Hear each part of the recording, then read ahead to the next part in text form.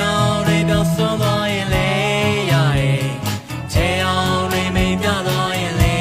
ရရဲ့မင်းလေးတွေချောက်ကင်းသွားရင်လေရရဲ့ဒါပေမဲ့မရှိတော့ဖြစ်ဘူးကွ